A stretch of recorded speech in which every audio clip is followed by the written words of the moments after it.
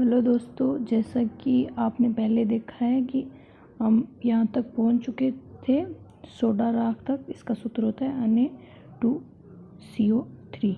उसके बाद हमने कैलकुलेशन ऑफ प्रोटॉन, न्यूट्रॉन और इलेक्ट्रॉन के बारे में पढ़ना है। इसमें एटम जो है, एटम दो प्रकार के होते हैं। जैसे उदासीन आवेश होता है एटम के ऊपर दो प्रकार का, एक उदासीन होता है और एक आवेशित होता है।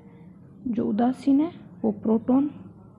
उदासीन को ज्ञात करना है तो इसके लिए सूत्र होगा प्रोटॉन की संख्या न्यूट्रॉन की संख्या।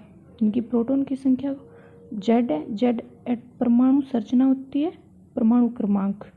और A जो है वो यहाँ पे मैंने लिख रखा है। X जो तत्व होता है, A है वो द्रव्यमान संख्या है और Z है वो परमाणु क्रमांक है। तो इसमें परमाणु द्रव्यमान संख्या में से परमाणु क्रमांक को माइनस करेंगे तो न्यूट्रॉन की संख्या है, और इलेक्ट्रॉन की संख्या परमाणु क्रमांक ही होता है।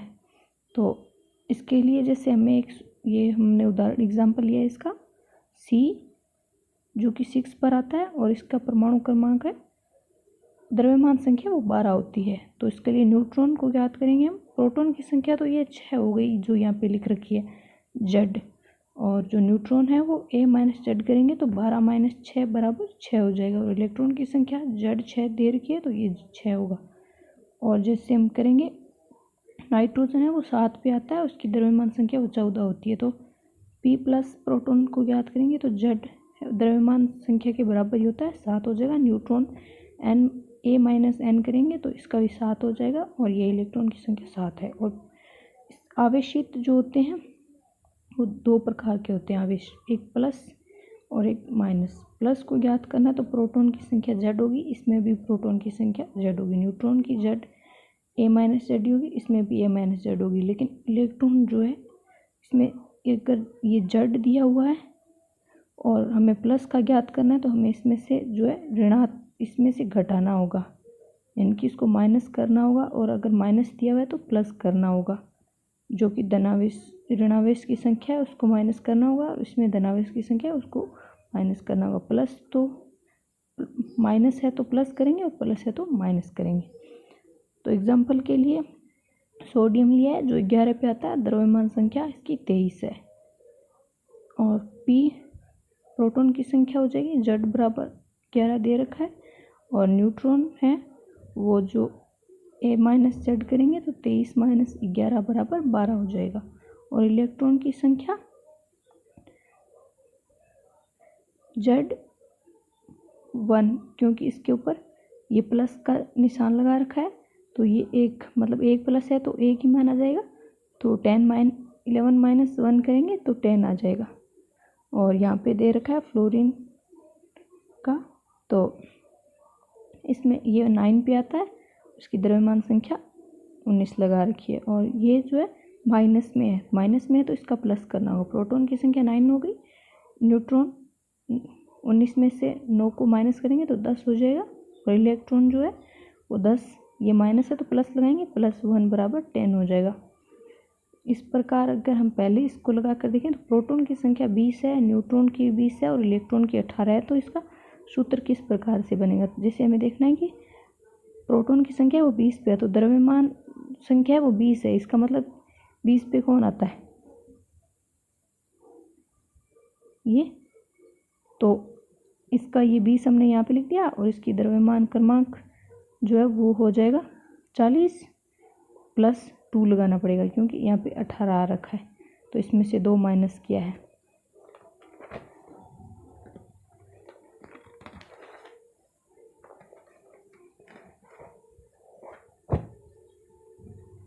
उसके बाद जो है परमाणु क्रमांक से पढ़ेंगे, एटॉमिक नंबर।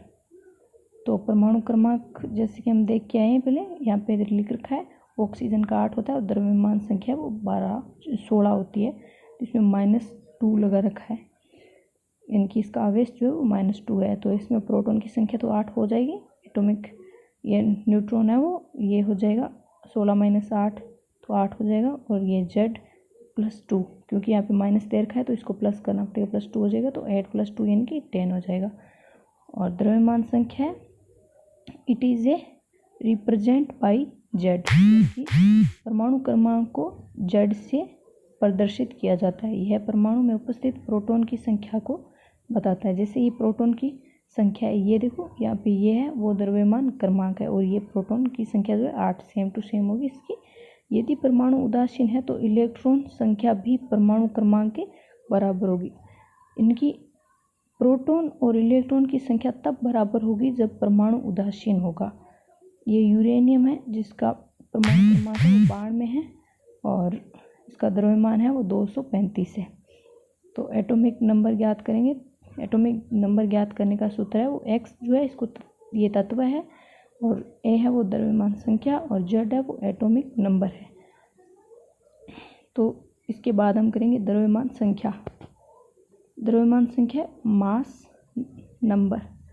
मास नंबर इसको न्यूक्लियॉन भी बोलते हैं। इसका प्रतीक यानी कि रिप्रेजेंट इसको ए से करते हैं, इसमें कि यहाँ सूत्र में दे रखा है द्रव्यमान संख्या। तो किसी भी परमाणु के नाभिक में उपस्थित प्रोटॉन और न्यूट्रॉन की संख्या के बराबर होता है। द्रव्यमान संख्या जो है वो प्रोटॉन और न्यूट्रॉन को यानी कि प्लस करेंगे तब जो है वो ये द्रव्यमान मास नंबर आएगा। कुछ महत्वपूर्ण परिभाषा हैं समस्थानिक यानी कि आइसोटॉप्स। इस एक ही तत्व के परमाणु जिनका परमाणु क्रमांक तो समान होता है लेकिन द्रव्यमान संख्या भिन्न भिन्न होती है तो इसे समस्थानिक या आइसोटॉप्स कहलाता है। तो इसमें क्या है कि परमाणु क्रमांक तो समान होंगे लेकिन द्रव्यमान संख्या समान नहीं होगी। जैसे इनके परमाणु क्रमांक है वो C के 6, इसमें भी 6, इसमें भी 6 है लेकिन इनकी द्रव्यमान संख्या वो 12, 13 और 14 दे रखी है तो ये समस्थानिक होगा। प्रोटॉन जैसे कि इसको ये एक एग्जांपल है जो हाइड्रोजन का है तो हाइड्रोजन 1 भी होता है, हाइड्रोजन 2, हाइड्रोजन 3। इसमें जो है वो हाइड्रोजन का जो परमाणु क्रमांक है वो तो 1, 1, 1 सेम है लेकिन द्रव्यमान संख्या वो 1, 2 और 3 है। तो ये जो है इसको बोलते हैं प्रोटियम, इसको यूटेरियम, इसको ट्राइटियम। तो पी इसका हो जाएगा प्रोटॉन जो है फर्स्ट का 1 हो जाएगा, इसका भी 1 हो जाएगा, इसका भी 1 हो जाएगा।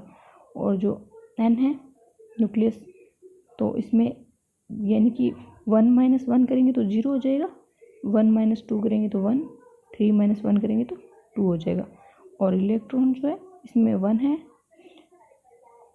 इसमें भी 2 - 1 यानी कि 1 है और इसमें भी 1 है।